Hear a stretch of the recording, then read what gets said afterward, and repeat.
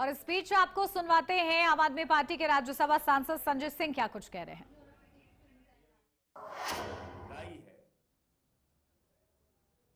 और इसके लिए कोई अगर जिम्मेदार है तो प्रधानमंत्री नरेंद्र मोदी जी जिम्मेदार हैं। प्रधानमंत्री को क्या जरूरत थी युद्ध से 2 दिन पहले इजराइल की यात्रा करने की? ईरान से आपके अच्छे गहरे रिश्ते थे, आपको क्या जरूरत थी उनसे झगड़ा करने की? और उस इजराइल के चक्कर में, अमेरिका के चक्कर में, जो अमेरिका हर दिन ट्रंप आपको अपमानित करता है, उसके चक्कर में आपने अपने परंपरागत मित्र से संबंध खराब कर लिया, उससे रिश्ते खराब कर लिए, और आज आपको हार्मोज के समुद्री मार्ग से अपने जहाज निकालने के लिए जद्दोजहद करनी पड़ रही है। मैं एक एक करके बताता हूं।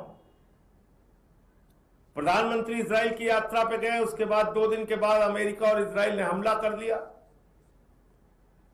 वहां के सुप्रीम लीडर खामेनेई की हत्या हो गई। प्रधानमंत्री ने शोक संवेदना के एक शब्द नहीं बोले। प्रधानमंत्री उसके बाद 8 देशों के प्रमुखों से बातचीत करते हैं, ईरान के राष्ट्रपति से बातचीत नहीं करते।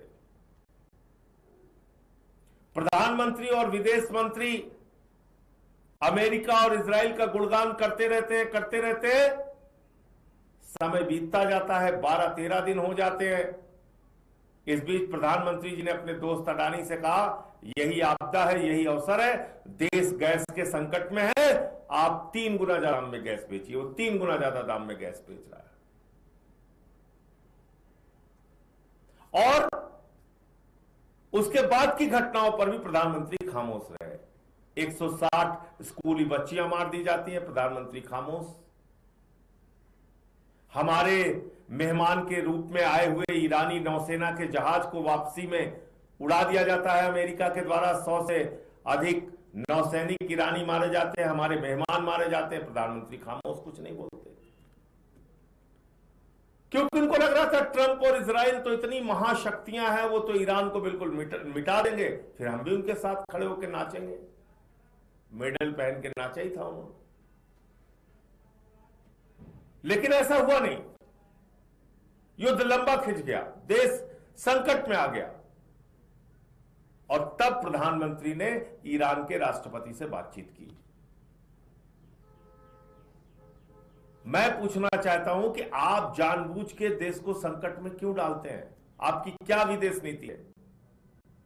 हर चीज में आप पहले समस्या पैदा करते हैं, उसके बाद उस समस्या का रोना रोते हैं, फिर उसी के नाम पे वोट मांगना चाहते हैं।